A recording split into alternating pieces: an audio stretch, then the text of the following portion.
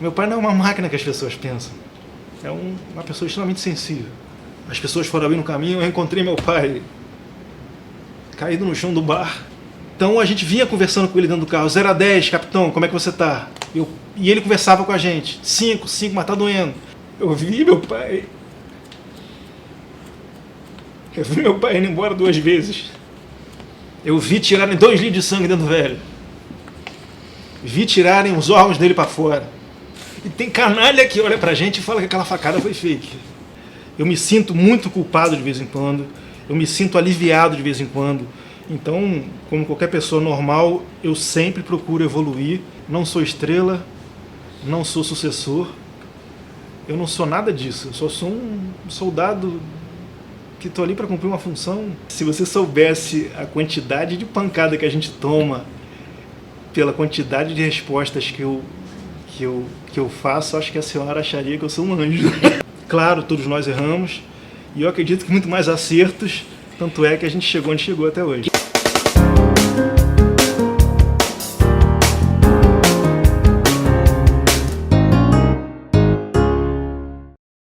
Oi, meu convidado de hoje é polêmico. Muito jovem, bonito, interessante e gera muita notícia. Carlos Nantes Bolsonaro. Ele mesmo. Oi, tudo Leda, bem com satisfação. você? Prazer ter você estar aqui. Com a senhora. Ele me envelhece, ele me chama de senhora toda hora. Não, é uma maneira de tratamento que eu aprendi desde pequeno, não leve a mal, por favor. Foi Rogéria que ensinou? Não, a educação quem me deu em grande parte foi minha mãe. Mas não é Rogéria o nome dela? Sim, Rogéria. Mas meu pai fez parte também muito disso. Então, essa educação militar, eu consigo mesclar um pouquinho dos dois. E você chegou a estudar em escola militar? Não chegamos a estudar. Na época, se não me engano, na primeira eleição do meu pai, em 1987, ele não era muito bem-vindo dentro das Forças Armadas, exatamente por aquele motivo, pelo entendimento de ser uma pessoa reativa. E fazer reivindicações. Exatamente, fazer reivindicações ao que a classe almejava, enfim, aquele processo todo que nós conhecemos um pouquinho da sua história. E um dos empecilhos para que nós estudássemos dentro do colégio militar foi os ministros da época dificultaram que isso acontecesse. Mas com o passar do tempo, graças a Deus, uns 10 anos para cá, as rusgas do passado, se a gente pode assim dizer, os problemas do passado foram superados e hoje em dia as relações que as Forças Armadas mantêm conosco desde então foram superadas e hoje o Presidente da República, independente disso, antes disso... A própria campanha... Isso, muito antes disso, foram superadas e os militares entenderam a necessidade da existência de uma voz política dentro do parlamento. E aquilo foi se avolumando a ponto de hoje se tornar o presidente da República do Brasil. Caramba, quem diria? Né? Quem diria? Você acreditou nisso o tempo todo, desde sempre? Quando é que você começou a acreditar que ele seria presidente? Leda, vou ser sincero com você, eu não falo o nome do meu pai, antes de mais nada, tô falando aqui meu nome. Claro. Eu jamais achei que isso pudesse acontecer. Nunca? Eu nunca achei que isso pudesse acontecer. Meu pai jamais teve esses planos que pudessem ser explicitados para a gente. Ele poderia ter isso na inconsciência, mas ele, a partir do momento, há cerca de 6, 7 anos atrás, ele sentiu que, diante da desordem que o país estava, ele sentiu que poderia se encaixar dentro desse contexto e começou a trabalhar mentalmente para que isso fisicamente pudesse se tornar uma realidade. Então, diante da peculiaridade que ele tem de enxergar no futuro, ele começou a trabalhar para que isso pudesse acontecer e aí eu me coloquei dentro de um contexto. Com vitória ou não, eu sei onde eu posso atuar. Então, eu passei a ser utilizado como uma ferramenta e me coloquei como uma ferramenta. Eu acho que isso é o mais importante. Você foi responsável pelas redes sociais. É o que todo mundo diz. Leda, ninguém faz nada sozinho. Tudo aconteceu ao acaso, ao redor ali de 2010, mais ou menos. eu tive o primeiro contato inicial com a internet, onde eu criei um blog para tentar linkar esse blog com o Google, para onde o Google pudesse rastrear imagens que ligariam o meu pai, porque você, quando entrava no Google, você só tinha imagens negativas em relação ao meu pai. Então eu tentei criar um blog para que esse blog pudesse ser referências com imagens positivas do meu pai. Então aquilo foi se desenvolvendo com as imagens. Eu percebi que com aquelas imagens você poderia agregar conteúdos também ao divulgar o blog. Então aquilo foi se desenvolvendo, então surgiu a ferramenta Twitter, surgiram outras ferramentas como o Facebook, surgiram outras ferramentas que foram surgindo, aquilo foi se desenvolvendo. E você foi se envolvendo com elas? Fui me desenvolvendo com elas.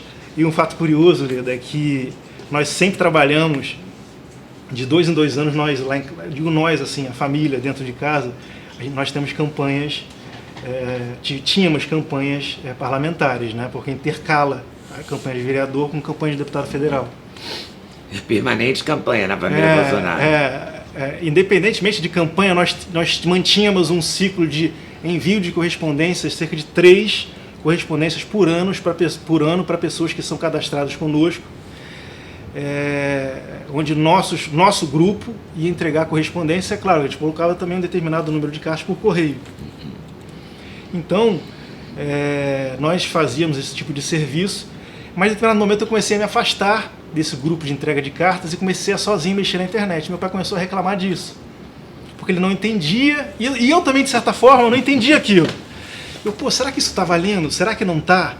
Então começamos a desenvolver aquilo tudo. E eu saindo daquilo, mexendo na internet, vamos lá. E a internet ganhando o corpo de pessoas que naturalmente entendiam ou não entendiam também que aquilo podia ser uma nova ferramenta a ser utilizada de informação. Todo mundo naquele momento. Exato. Então eu não digo que sou o pai de nada. Eu tenho amigos meus que me aconselham muito nesse quesito. Mas você é bom nisso. Eu não sei se sou bom nisso, eu não sei se sou bom nisso. Você coordenou, não coordenou isso durante a campanha? Eu tenho Ou atuou muito fortemente, digamos assim? Eu estou sempre junto com meu pai conversando sobre esse assunto. Ele me dá liberdade total para que eu possa desenvolver tópicos, é lógico. Ao desenvolver, conversar com ele, estou startando, posso, ele vai. Então, por ele ser meu pai, a gente tem uma facilidade muito grande de startar, e ele adora ver numa pessoa iniciativa. Então a gente tem uma ligação química extremamente forte. Então aquilo foi se desenvolvendo, foi ganhando força, acontecendo, até que na eleição de 2014, se eu não me engano, meu pai tinha cerca de 500 mil pessoas no Facebook, e eu sozinho, mexendo naquela ferramenta, tentando orientar as pessoas que tinham muitas dúvidas. É comum as pessoas perguntarem: será que eu que moro na Paraíba consigo votar no Eduardo que mora em São Paulo? E eu sozinho respondia aquelas pessoas, e aquilo foi tomando conta de mim. E você, de certa forma, se você não se controlar, você deixa aquilo tomar conta da tua vida. Então é difícil você manter o equilíbrio, mas você, durante 3 meses, você tem que focar naquele assunto que é o período eleitoral. Então, junto com a espontaneidade das pessoas, com o teu foco, com a tua vontade, o meu pai teve uma surpresa muito grande, que foi, graças, é claro, com a informação que ele tem. Porque não adianta você ter a rede social na mão, você ter a informação. Com a informação que ele tem, com que o público espera que ele dispare. Você tem uma máquina gigantesca na mão. Então, sem querer, deu certo. Usou a máquina. E eu usei, sem querer, deu certo. E ele percebeu aquilo, eu percebi aquilo. Então, a partir daquele momento, foi só adiante. É claro, com escorregões, claro, todos nós erramos. E eu acredito que muito mais acertos. Tanto é que a gente chegou onde chegou até hoje. O que você chama de escorregão? Quando você dá uma bronca grande na imprensa, quando chama alguém de canalha? Quando é que é o escorregão seu? Porque você é bravo pra caramba, né? Pra dizer o mínimo, assim, né? Eu não sou bravo, não, Leda. Não, assim, pessoalmente, tô achando um amor. Mas na internet você bate Leda, pesado. Se você soubesse a quantidade de pancada que a gente toma pela quantidade de respostas que eu faço, acho que a senhora acharia que eu sou um anjo. É claro que eu entendo o que a senhora quis dizer. Às vezes, sim, a gente passa dos limites, é claro. E o ser humano não que tem o direito de passar dos limites, mas ele às acontece, vezes passa. é humano, né? É humano. Mas você não amortece, não, você responde na hora, né? Eu respondo na hora. Eu disse já anteriormente, tenho escutado mais amigos meus que me dizem, o período eleitoral já passou. Vocês agora têm que ter um sentimento de proatividade, porque agora vocês são vidraça. Eu entendo isso, mas ao mesmo tempo as pancadas vêm também. Então a cada 20 pancadas que a gente recebe, de vez em quando responder uma vale. É claro que isso com o passar do tempo vai sendo amadurecido dentro da minha cabeça. Eu de vez em quando vou tomando uns puxões de orelha do meu pai, é claro, vou tomando puxões de orelha dos meus amigos. Ele dá bronca. É lógico que ele dá bronca. Meus amigos me dão bronca, eu permito que isso aconteça. Eu leio o que as pessoas me escrevem. Eu me sinto muito culpado de vez em quando. Eu me sinto aliviado de vez em quando. Então, como qualquer pessoa normal, eu sempre procuro evoluir para poder passar uma mensagem que possa agregar a todo mundo no final das contas. Quando eu entrevistei o seu pai, aí sentado nessa cadeira e eu nessa, eu brinquei com ele que eu achei o Eduardo vocês são muito bonitos, né? Obrigado. Então eu falei para ele, o Eduardo veio com ele aqui, e o deputado Eduardo Bolsonaro, deputado federal de São Paulo. Então eu falei para ele, poxa, você é bonito, devia ser modelo e tal, mas você que é o bravo. Aí o seu pai daqui, eu falei ali, ele daqui, ele falou, não, bravo é o Carlos. O Carlos é que é bravo. E você é bravo mesmo? Ele sabe que você é mais bravo, ele já chamou você de pitbull dele. Leda, eu acho que ele quis dizer o seguinte, ele sabe que eu tenho uma personalidade forte. Cada um lá em casa tem um tipo de personalidade. Vocês brigavam muito? Sempre brigamos muito como qualquer irmão. Não, sim, mas de criança que eu tô falando. Sim. Que 3 personalidades Pancada lá em fortes. casa sempre comeu, mas sempre foi muito legal porque a minha mãe sempre foi muito participativa e ela sempre soube corrigir essas desavenças. E graças a Deus, eu sou muito grata a ela por saber colocar aquelas unhas dela onde ela tinha que colocar na hora certa, no momento certo. Hoje minha mãe, ela é quase tudo para mim. Eu sou extremamente grato ao que ela representou no passado, o que ela representa no presente. E é minha joia rara que eu vou carregar parte da minha vida, sem dúvida. Mas ela dava bronca, assim, separava briga, porque não devia ser fácil criar 3 moleques mais ou menos da mesma idade. Não, a história Quantos da anos minha você mãe, tem? Eu tenho 36 anos. O Eduardo tem o quê? 38? 35. Meu irmão é mais novo que eu. O Eduardo é mais novo que eu. Nossa, você é o segundo, é o 02 então. Então, eu sou o segundo e o Flávio agora tem 37. A gente está em março, ele faz 38 agora, em abril. Então é uma escadinha. Imagina você com 3 homens de cerca de 1,90 m em casa. Deus agora não, mas no passado você tinha 1,80 m, 1,70 m. Não é mole aturar, não. Eu entendo um pouco a veinha, que eu chamo ela assim de vez em quando. Ela teve que parar, ela continuou trabalhando, ela teve que parar de trabalhar para criar você? Foi por escolha dela, tá? Que isso fique bem claro, antes que isso tome proporções gigantescas. Ela largou os estudos para dedicar integralmente a sua vida a nos criar. O meu pai deu o suporte financeiro, sempre foi uma pessoa muito presente na nossa vida, mas a minha mãe largou tudo para dedicar a sua vida integralmente à criação de nós 3. E depois ela entrou para a política? Entrou para a política, teve 2 mandatos de vereadora. Depois você concorreu com ela, isso? Concorri com ela em 2000 para 2001, onde ali nós tivemos um pequeno problema familiar, sim, confesso para a senhora, porque não é simples ela ser uma dona de casa. Ela obteve depois 2 mandatos de vereadora e num processo de separação com meu pai. O meu pai teria que continuar com o seu apoio político aqui no Rio de Janeiro. E ela se separando do meu pai, perdendo esse apoio político, ela não entendeu a época que ele necessitava disso. Ela achava que teria condições de manter o seu mandato adiante. Concorreu junto comigo, ela teve cerca de 5 mil votos, eu tive 16 mil votos apoiado pelo meu pai. Mas passado aquele período eleitoral, eu falei, mãe, vem cá. Mãe é mãe, né? Mãe, vem cá. Então hoje minha mãe é Minha segunda namorada. E a primeira namorada, quem é? Isso todo mundo pergunta o tempo todo também, né? Minha primeira namorada mora em Santa Catarina, Paula. Ela está distante agora, mas está sempre perto por telefone, a gente está sempre conversando. É difícil ela se adaptar a essa vida que agora está muito nova para mim também, filho do presidente da República. Eu não acho mérito nenhum nisso. As pessoas acham que, nossa, olha quem é você. É um fardo tremendo a se carregar, porque a disposição que a gente se coloca nesse momento é aprender muito com os outros, levar adiante muitas informações, aprender muito mais do que ensinar. E é isso que eu me proponho a fazer. Então é extremamente dolorido ser filho do presidente. Não acho nada bom. Não acho nada bom. Mas pode ser positivo sim, porque você se dispõe. Desculpa. Tivemos um pequeno probleminha, um ruído baixo. Uma luzinha que despencou. Tinha que ser em Duda, cima dos amendoins. Acontece. Só que eu tava gravando aqui. Mas tudo vai dar certo. E a gente vai retomar. Que e a bom que gente não sou eu, retoma aqui. que não sou eu só que faço besteira. Que bom, que bom. Você ficou aliviado, né, nessa? Agora eu tô tranquilo, agora eu tô tranquilo.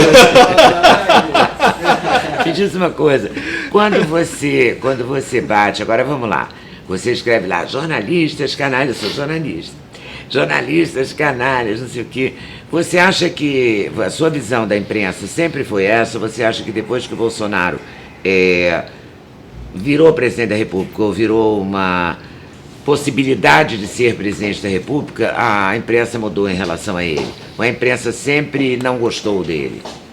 Você acha que ela não gosta, efetivamente? Como é que você se posiciona aí? Perceba, se não a totalidade das minhas colocações na internet, quase todas elas são destinadas a grande parte da imprensa. É verdade, você escreve a maior parte, grande parte. Então, o meu objetivo é fazer o público ter uma reflexão sobre o que eu coloco. É lógico que às vezes você, de uma maneira direta, e às vezes de uma maneira indireta. Então, às vezes as pessoas confundem. Seja mais direto, mas eu tenho um intuito muito maior em fazer as pessoas refletir sobre o que nos cerca do que somente informar. Eu acho que isso traz um grau de amadurecimento cultural muito maior do que você trazer simplesmente a tua opinião. Então, as pessoas têm que ter o discernimento do que eu estou falando, a ponto dela me criticar e a ponto dela me elogiar. Então, se ela não concorda comigo, ela tem todo o direito do mundo de me dar uma pancada. E se ela concorda comigo, que ela leve consigo a sua mensagem. Como eu disse, não sou dono da verdade, estou aqui para aprender. Mas a totalidade, ou quase toda a totalidade, não são direcionadas exclusivamente para jornalistas, mas para uma classe, sim, que tem um corporativismo gigantesco, não somente com o presidente da República, Jair Bolsonaro, mas com um deputado federal anteriormente, Jair Bolsonaro, sim. Mas atualmente, é claro que, por representar um poder muito maior, essa formação profissional vem com uma força muito maior. Então, eu deixo para que as pessoas julguem se eu estou certo ou errado. Mas, como eu disse, eu amadureço, estou aqui para aprender, cometo erros e cometo acertos. Mas o objetivo maior é deixar uma mensagem no futuro, para que as pessoas julguem.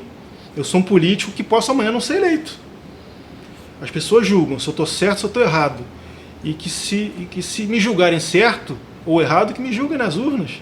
Eu estou aqui para bater um papo com a senhora e confesso para a senhora que estou aqui para bater um papo com a senhora como uma pessoa que eu considero uma pessoa boa, uma pessoa bacana, uma pessoa que me traz uma paz, que me traz uma energia muito boa. Porque se dependesse de mim conversar com uma simples jornalista, eu não estaria aqui. Nossa, obrigado.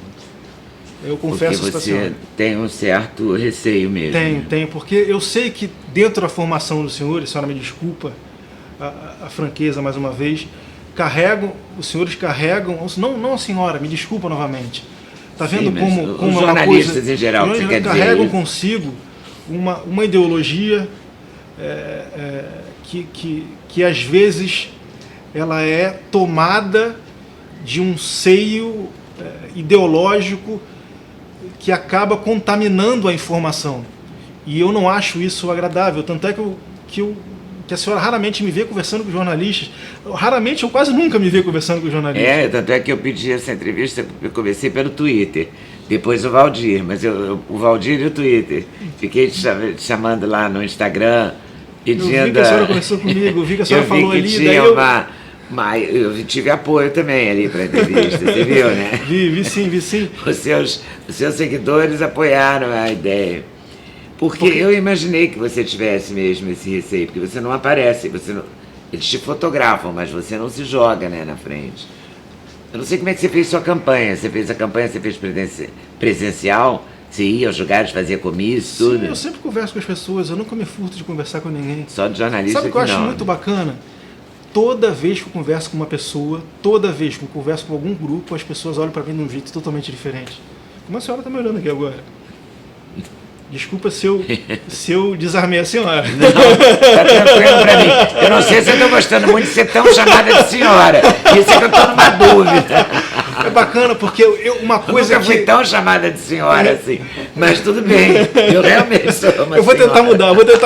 Não, eu sou uma senhora, tenho uma idade para ser seu filho e mais até. De todos os Bolsonaros, né? Eu sempre procurei... Agora não mais, porque não dá mais. Eu sempre procurei fazer campanha ao lado do meu pai. E eu saio do lado dele. Sempre fui do lado dele, mas ele sempre procurou fazer campanha do meu lado. E a campanha, ele ia de um lado, eu ia pelo outro, para conversar com pessoas que estavam ao redor dele, e ele conversava com um grupo de pessoas, eu conversava com outro grupo de pessoas que estava distante dele. Para exatamente tentar agregar ele uma informação de outro jeito, porque não adianta, porque somos todos um só. Não adianta. Para o bem e para o mal vão sempre fazer isso. Então, o que eu quero? Eu não quero ser holofote. Eu quero ser um agregador à informação que ele carrega com ele.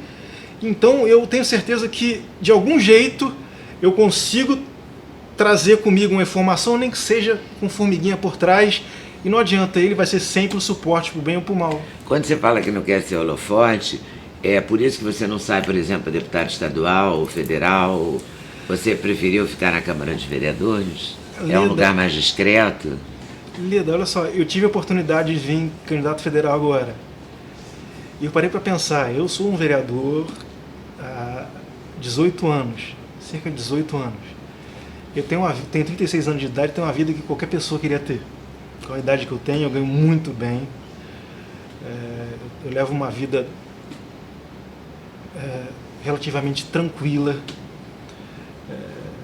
Eu tenho 20 funcionários à minha disposição, eu tenho um gabinete à minha disposição, eu tenho um telefone à minha disposição, eu posso fazer o meu horário de trabalho. Então, eu considero isso uma coisa que Deus me deu. Uma bênção. Uma bênção que Deus me deu. Então, não, eu acho que galgar coisas maiores não precisava. O que eu resolvi fazer? Eu resolvi tirar 4 meses de licença não remunerada no meu trabalho para acompanhar meu pai e fazer com que, de algum jeito, eu pudesse ser um pilar de coração para o velho, porque eu sei que às vezes falta. Meu pai não é uma máquina que as pessoas pensam. É uma pessoa extremamente sensível. E eu sei disso. E eu, estando do lado dele, eu tenho certeza absoluta que ele, em vez de estar 10% feliz, ele está 90% feliz. E você tem liberdade com ele para aconselhar, para dizer, eu acho que você não devia fazer isso.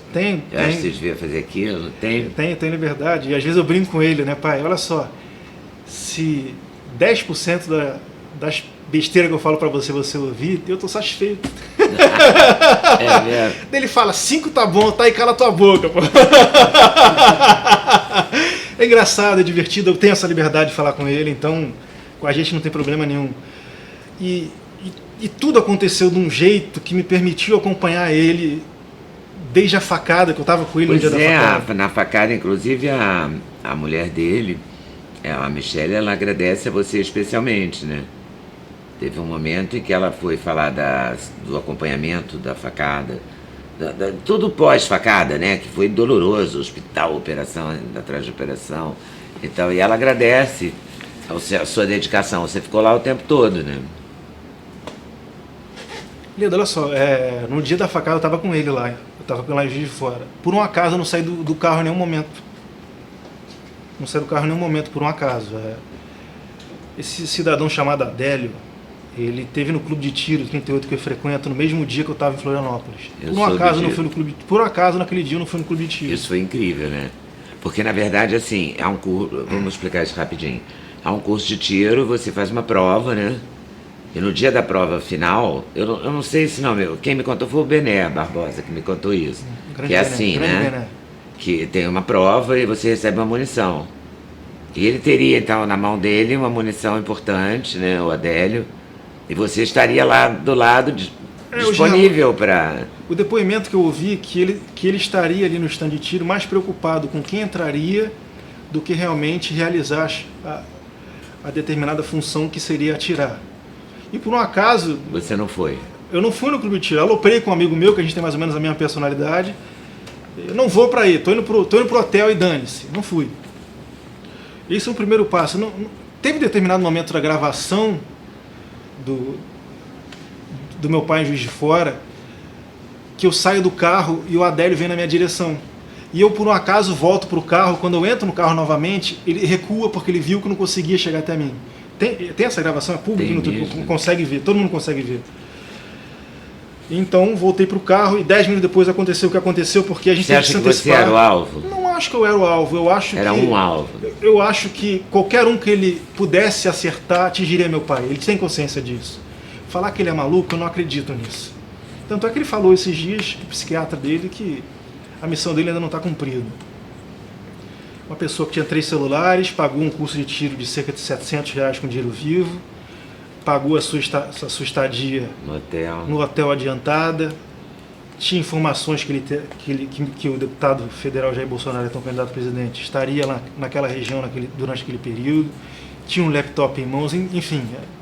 Eu sou filho do meu pai, então posso falar. Eu estou falando como filho, não estou falando aqui como... Estou acusando ninguém de nada, as investigações prosseguem, e vamos ver no que vai dar. Mas no dia da facada eu estava dentro do carro, esperando o velho retornar, um calçadão gigantesco, cheio de pessoas. Eu não queria sair do carro de jeito nenhum. Não queria sair do carro, eu quis ficar dentro do carro. Se eu estivesse do lado dele, não sei o que aconteceria, não sei. Mas uma multidão começou a correr na direção do carro e um agente da Polícia Federal bateu no vidro, entra no calçadão que deu algo de ruim. Daí o que está acontecendo? O que está acontecendo? A gente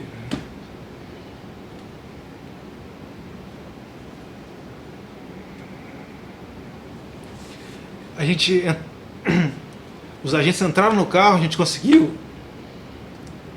em direção ao meu pai, com a sirene ligada, tudo, entramos no calçadão, as pessoas foram abrindo o caminho, eu encontrei meu pai caído no chão do bar. Eu vi essa imagem. As pessoas colocaram ele dentro do carro, eu estava com ele dentro do carro, só que por ter sido uma facada na barriga, o sangue não saía porque as entranhas retiveram o sangue. Esse pensamento todo que eu estou expondo aqui, eu só consegui desenvolver depois. Então eu botei a mão na barriga dele e os agentes todos entraram no carro e eles fazem um briefing de qualquer tipo de problema que venha a ter com possível presidenciável. Por exemplo, eles tinham já um caminho mapeado para levá-lo para o hospital. Graças a Deus fizeram esse caminho. Então a gente vinha conversando com ele dentro do carro. 0 a 10, capitão, como é que você está? E ele conversava com a gente. 5, mas tá doendo. Mas ele estava quente ainda. 5, mas tá doendo. 5 dele, ai, a gente não via sangue, mas eu botava a mão. Então a gente estava achando que era superficial o que estava acontecendo. Chegando na Santa Casa correndo, os doutores começram a analisá-lo e ele começou a esfriar, mas o sangue estava correndo por dentro, vazando por dentro. E eu o tempo inteiro do lado dele. Em determinado momento eu percebi...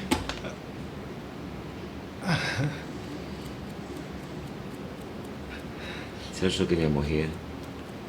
Eu vi meu pai indo embora 2 vezes. Eu vi meu pai 2 vezes, girando os olhos dele, e tem canalha que olha pra gente e fala que aquela facada foi fake. Você entende a minha raiva? Entendo. Pior que eu entendo, sim. Você entende, Leandro? Você Entendo, entende sim. um pouquinho o contexto do que a gente passa? Então, tudo bem, deixa pra lá. Isso vai passar já. Fomos pra mesa de cirurgia. Vai ter que fazer cirurgia. Não foi superficial. Eu estava na sala com ele. Eu vi tirarem 2 litros de sangue dentro do velho. Vi tirarem os órgãos dele para fora. Chegou um determinado momento, saí da sala. Em um momento eu achei que ele fosse morrer. Aquilo na minha cabeça estava... Eu não estava assim desse jeito, eu estava em choque. Mas naquele momento... Você tinha um momento de início de feriado, você tinha uma equipe preparada da Santa Casa, Fizeram mais a de maior 10, sorte, foi né, uma sorte, não sei o que nesse foi aquilo. Eles conseguiram. Foi um livramento de Deus Eles aquilo, conseguiram porque aquilo a equipe tudo. está disponível. A equipe disponível, eles tiveram a E preocupação de ir até ter mim. qualidade, né? Saber fazer. Foi algo inacreditável. Eles se preocuparam comigo, vinham até mim com o olho cheio d'água. Teu pai vai sair dessa. E eu não sabia o que falar, e aquilo foi acontecendo. Resumindo, Eu estava sozinho, porque o Flávio estava aqui no Rio dando uma entrevista que ia para lá. A Michelle não estava com ele. não tinha ninguém, eu estava com o velho. Estava só você. Né? Ele acordou daquela cirurgia, enfim, se recuperou. Na segunda cirurgia, Já em São Paulo. já em São Paulo, num dia em que foram 4 dias depois dele estar se recuperando, e esse processo estava o tempo inteiro do lado dele. Quando ele estava entrando, quando a gente estava se sentindo normal de novo, ele estava recuperando. Eu finalmente fui para um hotel para poder descansar um pouquinho e me ligaram: teu pai vai ter que ir para a cirurgia de novo. E a Michelle estava se sentindo melhor, eu tinha um segurança muito próximo da gente, que estava se sentindo melhor. Daí como é que eu vou avisar eles? Entramos no quarto, eu falei: Max, vem cá. A Michelle entrou no outro quarto. Eu falei: meu pai vai para a cirurgia de novo. Eu não sabia como é que se desenrolava aquilo. Mas depois eu fiquei sabendo que podia ser uma coisa mais simples e tudo mais. Aí ele: bicho, vamos voltar pro hotel, vamos voltar pro hospital, vamos falar com a Michelle. Bati na porta: Michelle, tudo de novo, vamos embora. E meu pai fez a cirurgia rapidamente, em menos de 3 horas, se não me engano. Voltou, teve seus altos e baixos lá dentro.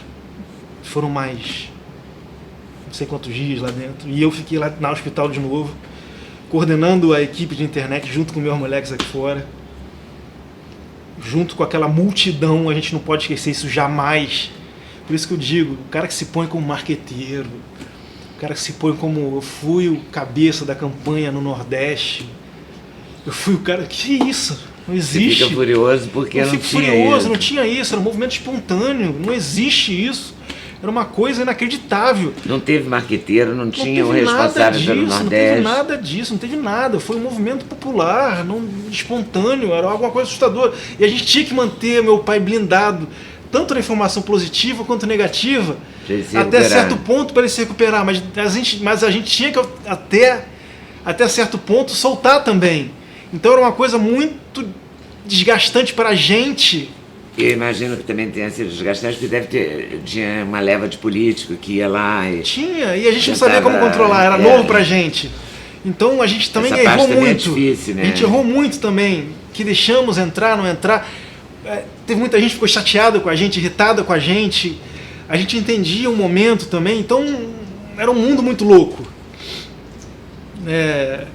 Aquilo tudo passou. Meu pai foi eleito presidente da República. Você se aboletou no carro e foi junto, todo o percurso. Foi curioso aquilo. Foi 10 minutos antes de entrar no carro para ir em direção ao Planalto. Eu falei com ele: eu vou contigo. Ele: tá bem. E deu na sua cabeça assim, vou contigo? Eu sempre me coloquei nessa situação. Não teve nada dele contra ou a favor, vou contigo. E assim, a gente tem uma conexão tão legal que eu precisei explicar. O que você sentiu ali? Eu não Porque senti nada. deve ter sido uma emoção interessante. Eu só senti que eu tinha que estar ali, não sou estrela, não sou sucessor, eu não sou nada disso, eu só sou um soldado que estou ali para cumprir uma função. O que você tem vontade de fazer da sua vida, assim? Se candidatar a deputado federal, senador? Ledo, eu tenho um sonho de um dia ir para o meu cantinho, tomar conta da minha vida, e eu tenho certeza que você vê hoje em dia na rua uma molecada de 10, 12 anos de idade que está surgindo, que vai dar um banho nesse pessoal aí que não se preparou e teve décadas para se preparar, não se preparou. Eu tenho uma fé absoluta nisso e eu me sinto cansado hoje. Talvez seja uma coisa de Ir momento. para o seu cantinho. Qual seria o seu cantinho? Santa Catarina, uma praia, você pega onda? Não, não pego Não. onda. Isso já Então- isso faz parte do passado. Pegava jovem, garoto, sim, né? hoje em dia não dá Você mais. é carioca? Sou fluminense, nasci em Resende, no estado do Rio de Janeiro. Meu cantinho é uma casinha, Você gosta de Uma quê? esposa. De plantar? plantar, viver com meus amigos, poucos amigos, que conversem sobre alguma coisa que me agregue. Uma vida super simples. Você tem vontade de casar? Tenho vontade de casar, construir minha família, porque eu sei que o que fica no final são histórias. Minha beleza passa. Você disse que eu sou bonito? Eu não acho. Você disse que eu sou. Sua Obrigado. mãe deve Obrigado, achar, Lino. não acha? Obrigado. Sua mãe diz. Minha mãe acha que eu sou a coisa mais linda do mundo. Você tem a mesma gargalhada do teu pai, é muito legal, é muito Você tá engraçado. querendo me sacanear isso. agora, Lino. Não Tá tô querendo me não, sacanear agora. é a mesma gargalhada, todo mundo tá vendo, não tô não. É mesmo jeito de rir, mesma coisa. Você não fala tá ok, mas você ri não igualzinho. falo, é natural. Não tenho intenção nenhuma de Não acho que você forçar tem a ser intenção, parecido não. com meu pai. Não Eu tenho tô intenção observando nenhuma. desde o começo, é natural mesmo. Não é uma forçação de barra, não. Agora me conta uma coisa, a gente tem várias acusações, né? Que você fala mal da imprensa, que você não deixa o Witzel se aproximar do seu pai, que você quer dar palpite no governo. O que você me diz disso? Você dá palpite? Deve dar, né? Porque todo filho fala com o pai alguma coisa. Só que o filho de todo mundo, o pai não é o presidente da república, né? Não é? Porque meu filho dá várias ordens. Às vezes eu cumpro, às vezes não. Mas isso é normal, né? Porque Olha só, filho não- se acha, né? Dá ordem para pai e para mãe. Não. Olha só, não tem como as pessoas quererem me separar do meu pai, que eu sei que interessa pra muita gente isso. Primeiro que eu sou filho dele. Segundo que a gente trabalha junto há 18 anos. E no dia que ele chegar pra mim, filho, já deu, vai embora, eu vou embora a hora que ele quiser. Mas você é danado, tu vazou aquela gravação do Bebiano, que depois virou... Olha, eu só quero defender meu pai. Eu não tenho. O seu objetivo é esse, é proteger É lógico. o pai Jair, é É isso? lógico, eu não tenho pretensões alguma. Eu só quero levar adiante um plano que eu acredito. Eu não tenho. O que você acredita num Brasil? Eu Como? acredito que a gente chegou num momento extremamente necessário de equilíbrio de forças, que a gente não chegou nele ainda. É necessário que haja um amadurecimento de um lado que está amadurecendo, que é a minoria ainda, que eu acredito que seja um lado intelectual de pensamentos, de linhas mais ligadas à direita, tem formado esse raciocínio ainda. É lógico, é minoria porque uma minoria, que eu digo que uma minoria organizada, tem que se organizar para se desenvolver Tá. mais, é isso que eu digo. Foi maioria porque elegeu um presidente da República, mas uma minoria organizada para contrapor uma ideologia. A esquerda que está organizada, é Isso, que sempre que se desenvolveu, inclusive dentro do próprio período do regime militar, que ignorou esse crescimento organizado. Então, eu acredito que há muitas vozes atualmente que difundem essas linhas que às vezes até diferem da gente. Mas é salutar que exista essas linhas de raciocínio diferentes, mas que cada um ceda um pouquinho para que no futuro próximo, mais breve possível, porque talvez não tenhamos mais tempo. Imagina se o Haddad ganha a eleição esse ano, com todo respeito, Leda, eu não sei qual a sua opinião sobre isso, e também resguardo você de tê-la, por favor, não é isso que eu quero saber, não é isso que eu exijo saber, desculpe. Nós estaríamos provavelmente rumando a uma Venezuela, não é porque eu estou falando, não é porque é um clichê, os seus líderes partidários deixaram isso bem claro ao se manifestar favoravelmente ao governo Maduro.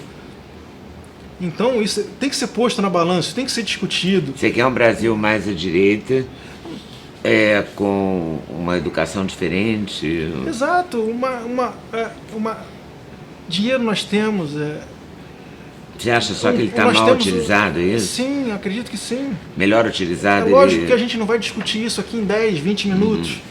Mas eu acredito que há um momento de um crescimento de maneira raciocínio nova, diferente, e chegou agora.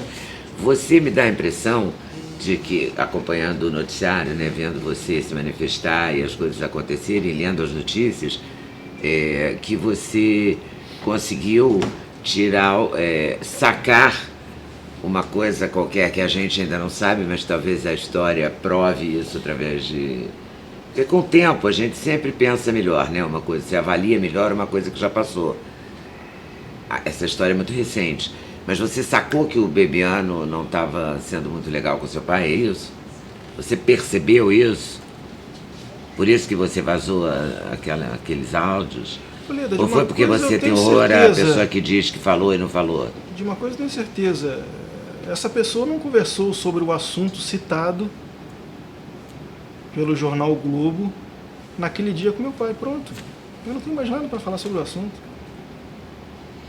E agora recentemente essa semana, teve um imbróglio de uma repórter do estado de São Paulo que teria dito que o Flávio, seu irmão, está sendo atacado antes até de tomar posse, né?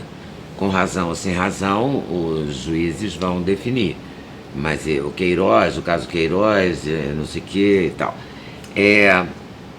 O que você me diz disso? Você acha que aquela moça...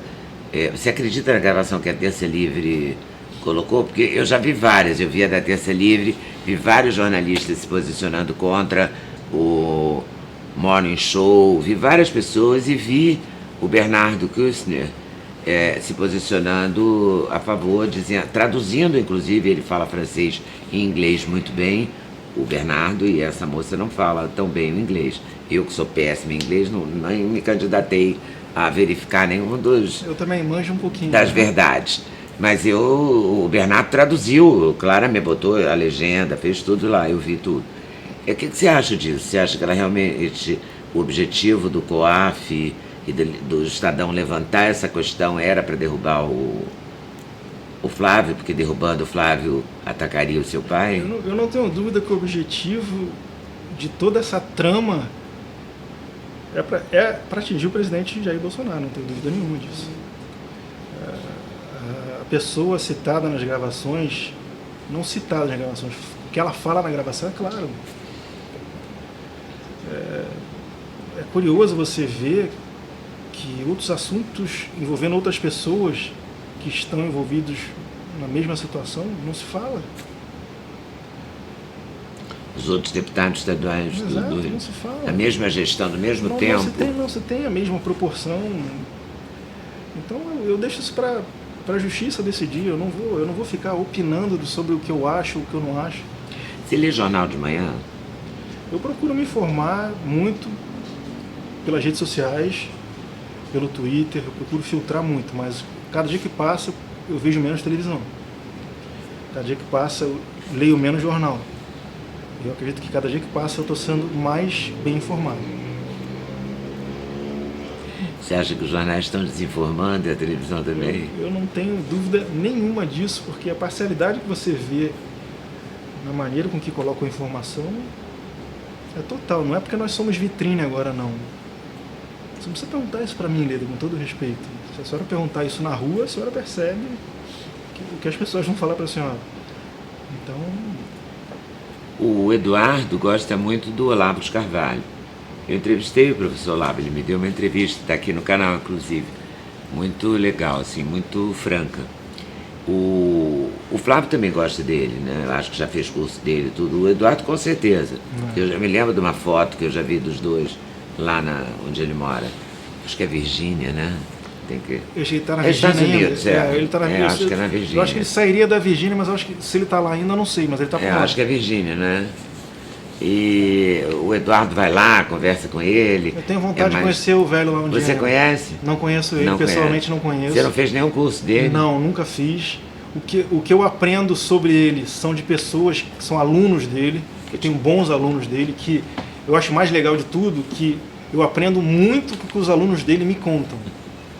Eu às vezes não vejo muitos vídeos dele, eu às vezes tento ver, mas a experiência de vida que eu absorvo conversando com os alunos dele me contam, o que eu escuto eu acho muito legal.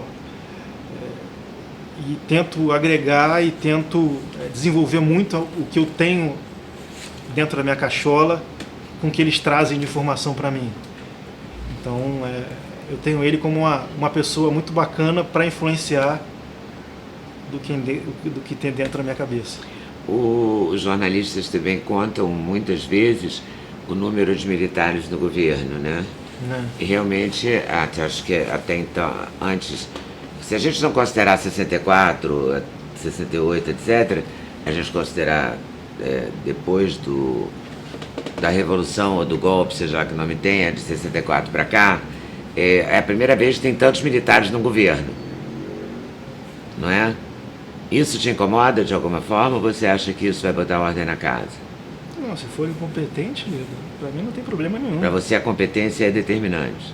É claro, desde que não seja assaltante de banco, desde que não seja sequestrador como era no passado, eu acho que se for competente, para mim tá ótimo. E você não tem vontade de estar lá em Brasília, não? Você vai segurar a onda de ficar aqui no Rio mesmo, trabalhando? Eu tenho contato com meu pai todo dia, eu falo com ele sempre. Imagino que fale todo dia mesmo. Eu falo com ele depois sempre. Hoje tem muitos meios, né? Você pode falar desde o Zap até por videoconferência, por Facebook, ligação pelo Facebook. Pode falar de todo jeito, né? O tempo todo. A gente sempre mantém contato todo dia, isso. Eu falo com ele de vez em quando, como eu queria de vez em quando sentar do teu lado para falar besteira, mas tá difícil ultimamente. Tem que pegar o fim de semana, roubar ele um domingo. Mas nem final de semana tá dando, as final de semana é pior ainda. Tem mais gente ali. Não é nem mais gente, é problema que a gente não para. Mas a gente está se adaptando, não tem 3 meses de governo ainda. Ele tem que se adaptar muito mais do que ele já eu. conseguiu, ele está conseguindo, apesar desse bombardeio, ele está conseguindo colocar as coisas, governar, tomar pulso. Eu acho que ele precisa de muita ajuda ninguém governa sozinho, ninguém faz nada sozinho. Ele precisa de sempre ter pessoas do lado, pessoas que ele confia, e ele tem sempre buscado isso. E como ele foi uma pessoa que chegou onde chegou, de certa forma sozinho, essa dificuldade existe, mas eu tenho certeza que ele tem caminhado para que essa mensagem de união que ele prega cada dia cresça, e eu tenho certeza que as orações que as pessoas fazem por ele, por um governo mais justo, o sentimento que o povo deposita nele de fé, de que vai dar certo, as pessoas boas que têm conhecimento, as pessoas humildes que têm conhecimento, nos utilizam como ferramentas e que fazem chegar até ele informações que necessitam para que um governo evolua. Isso tem sempre agregado, isso vai agregar, isso vai fazer o governo crescer. E talvez algo que pareça estar não tão organizado seja uma coisa muito melhor do que uma coisa que tenha que parecer estar organizada, entendeu? Então, para mim, tudo está indo muito bem porque a gente está ouvindo a voz do povo. Então, como a voz do povo é uma coisa que não é única, é uma coisa plural, extremamente plural, né? Então, a gente tem certeza de que essas informações capilarizadas de tudo quanto é lado vêm para agregar e essas informações no final, essa capilaridade é que forma o povo brasileiro, é que vai formar nossa linha. Isso é bonito demais. Olha como é que eu penso. Filosofia aqui, ó. Filosofou mesmo. E você dá uns conselhos pro teu pai, por exemplo, aquele vídeo do carnaval. Você acha que ele precisava ter soltado o vídeo? Olha só, Lida, uma das propostas que ele carregou ao longo da da sua trajetória para se tornar presidente, foi exatamente quebrar uma linha cultural, expor uma linha cultural que a maioria dos candidatos a presidente nunca tentou quebrar. Então, se ele não partir para essa linha de mostrar o que está acontecendo, e ele foi claro, não falou o que acontece no carnaval, em muitos pontos do carnaval. Novamente, eles trazem isso para uma discussão fechada e única, de propósito para atingi-lo. Ele falou, e infelizmente isso tem se tornado padrão em muitos locais no carnaval. E é verdade. Tanto é que o público ficou esmagadoramente do lado dele. Então, ele tenta trazer essas informações para que elas sejam expostas, e foi para isso que ele foi eleito. Chocante ou não, é realidade. Então, eu entendo que foi o sentimento que ele quis demonstrar, e o que é verdade, e essas pessoas não se envergonham disso de maneira nenhuma. E é verdade também. Então, que problema nisso? Não tem problema nenhum. O que não pode é você tratar o presidente como um criminoso, como eles fazem, e tratar aquele fulano ali como um artista, como eles fazem. São sempre dois pesos e duas medidas. Isso que é errado. Então a informação foi bem-vinda. É isso que te tira de sério? É isso que me tira de feira. Isso acaba sendo uma militância. Isso está errado. Isso não é informação. E olha só, Leda, eu quero ajudar. Isso, no final das contas, eu estou tentando ajudar o jornalismo a fazer jornalismo. Me desculpe a petulância, mas é verdade. Quem não percebe isso são os próprios jornalistas que fazem esse tipo de militância. Eles ficam te vigiando lá na Câmara? Ficam o tempo inteiro. Eu não posso nem ir no banheiro. Eu não posso ir no banheiro. Fizeram matéria comigo semana passada que eu me escondia no banheiro porque tinha muito vereador querendo falar comigo. Não é brincadeira. Bota no Google que a senhora vê. E tem muito vereador querendo falar com você. Você conseguiu fazer coisas legais na Câmara? Coisas Desde legais, 2001, coisas que você sim, queria fazer e acredita e tal. Meu pai costuma falar muito, você vale muito mais pelo que você não deixa fazer pelo que você faz. Porque a quantidade de leis que você já tem nesse Brasil aqui é uma coisa gigantesca. Tem leis? Nós temos leis aqui, a gente tem o fim do voto secreto, proibição de galhardetes em períodos eleitorais, que depois se tornou uma regra do TSE para o Brasil inteiro. Esses projetos são seus? Sim. Se tornaram leis depois. Legislação do cordão umbilical, do armazenamento do cordão umbilical, da importância que aquilo tem para soluções de algumas doenças no futuro. Por causa das células tronco. E a gente impede que outras pautas aí, por exemplo, o Plano Municipal de Educação, falem sobre sexualidade independentemente de ser homo ou hétero para crianças de 6 anos de idade nas escolas. E por aí vai, tantas outras linhas evolutivas desses assuntos. Então, a nossa pessoa ali, ela é importante. Até que eu acho que eu fui o mais votado nas últimas eleições, porque a gente carrega consigo essas mensagens. Você foi mais votado? Sim, fui o mais votado. É claro, porque meu pai representa algo que é muito maior do que eu. Uhum. Meu sobrenome é algo que é muito maior do que eu. Tenho total consciência disso e vou morrer tendo consciência disso. Mas porque carrega consigo uma mensagem que as pessoas querem ouvir. Então, de certa forma, as mensagens que a gente carrega conosco tem que ser levadas em consideração, não pode ser desprezadas. Então, enquanto isso existir... Então, só pra gente terminar, porque senão a gente vai ficar aqui a vida toda, né? Eu ficaria. Pra mim vai ser um prazer, Me diz uma coisa, por exemplo, coisas assim que você concorda ou discorda. Aborto, qual é a sua posição? Eu discordo. Contra o aborto? Contra o aborto. A população LGBT cresce e se torna mais visível no Brasil inteiro.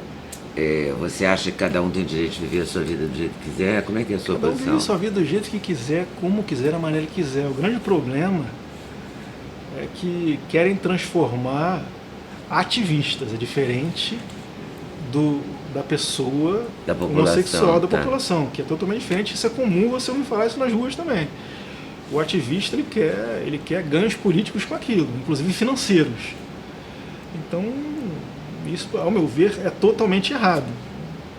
Desde a sexualização das crianças, que você segrega a família dentro de casa para você transformar aquela sementinha num militante político brigado com a família, adorador do Estado comendo migalhas, até você destinar o dinheiro público para a parada gay.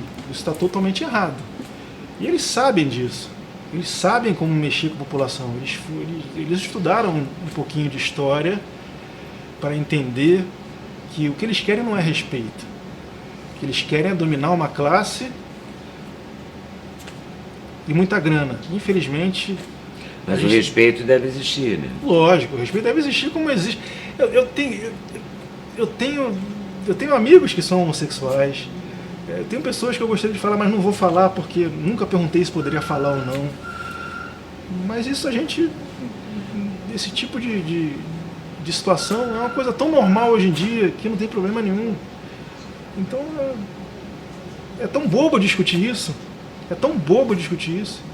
Mas você percebe nitidamente quando a pessoa é um ativista, é um gado, é uma pessoa que foi dominada pelo sistema, e uma pessoa que quer simplesmente viver sua vida. Infelizmente, é assim que o mundo vai girando, mas no final das contas, todos somos iguais. Vamos trabalhar e tocar a bola pra frente, só isso, acabou. Qual é o seu time, então, que você vai tocar a bola pra frente? É Vasco? Palmeiras? Eu sou o time de todo político, sou botafoguense, não faz mal a ninguém. Bom, teu pai é Palmeiras, teu irmão é Vasco, não é isso? É, ele virou vascaíno quando a gente era moleque, ele viu o Vasco ser campeão, e aí virou vascaíno. E o Eduardo? Eduardo, eu não sei. É botafoguense se ele tem também, mas hoje em dia a também. gente não liga tanto pra futebol, Então. acaba virando, ficando mais velho, vendo aquilo tudo lá, vendo o futebol tomar uns rumos de empresariado, tudo aquilo que... Mas é mais uma diversão que você usa para reunir amigos e bater papo e falar E a besteira. sua grande diversão é o quê? Churrasco? Minha grande diversão hoje em dia é queimar uma carne, estar com os amigos, falar besteira, rir um pouquinho. Tá, às vezes sem fazer nada, deitado no chão, para mim é um prazer fazer isso. Pequenas coisas são as melhores coisas da vida. E você tem um sonho, assim, vou fazer na Câmara dos Vereadores isso? Uma coisa objetiva, assim? Se eu tenho um sonho político... É, uma lei, uma coisa que você queira... Você falou que não quer ser o sucessor, né? Você acha que o seu pai se candidata à reeleição? O Eduardo é o sucessor? Eu não sei, Leda, com toda sinceridade, né? Meu pai já disse que não tem vontade de vir uma reeleição. Ele mandaria uma proposta para terminar com isso ao Congresso Nacional. Isso depende do Congresso Nacional para terminar. Uma possível reforma política acompanhada dessa proposta. Depende do Congresso Nacional Você acha que dá aprovar para ou não. aprovar a reforma da Previdência? Acho que dá. Ela sendo bem explicada, eu acredito que dê para levar adiante, explicando os pontos corretos, da maneira que tem que ser correto. O Boulos continuando fazendo campanha contra a gente, eu acho que já nos ajuda muito. É muito bom, imagina, o líder do MTST falando mal da nova Previdência, tá bom pra caramba, vambora, continua aí que a gente agradece, pô. Quem nunca trabalhou fazendo campanha contra a reforma, contra a nova Previdência, é muito bom, é lógico, tem muitos pontos sérios a serem Você acha trabalhados. que falta um porta-voz do governo? A comunicação do governo federal, do governo Bolsonaro, com a população tá boa ou pode melhorar? Não, sempre pode melhorar, mas a gente tem um porta-voz muito bom lá, o Genaro Arrego Barros, foi uma grata surpresa ao governo, uma pessoa muito educada. Eu tenho visto, ele é muito cordial. Ele é uma pessoa muito cordial. É lógico, o afinamento depende de tempo. Ele é uma pessoa nota 1000. Depende de tempo para que ele entenda também quem é o presidente, como ele funciona, como aquilo tudo funciona. E essas afinações vão acontecendo com o tempo. Você não tem nem ainda 70 dias de governo. Você acha que vai chegar lá? Eu acredito Não? que sim, acredito que vá. Então, só para fechar com você, o homem das redes sociais, e nomearam o Didier, não é? Uma pessoa Não, assim, sim, o Didier, tá certo. para as redes sociais. Você ficou meio grilado? Não fiquei grilado. Olha só, Leda, o que os jornais noticiaram ontem? Se eu não me engano, a UOL noticiou ontem que, devido às polêmicas que o Bolsonaro faz nas suas redes sociais, foi nomeado na SECOM o Didier para coordenar as redes sociais do presidente. Algo que giraria em torno dessa informação, onde o Bolsonaro teria desmentido Daí o que a Folha fez então? A Folha falou assim, o Bolsonaro diz que é fake news uma própria publicação no DO. A nomeação do Didier não foi feita para controlar as redes sociais do deputado. A nomeação do DO foi feita para o Didier trabalhar as redes sociais, independentemente de ser as redes pessoais do deputado Bolsonaro. Logo, foi a fake news da fake news. Ele vai controlar as redes sociais do governo. É lógico, ele vai fazer parte daquela Mas, ó, vou te estrutura. contar uma coisa, não é mais deputado não, o Bolsonaro. Agora você tem que falar do presidente Bolsonaro.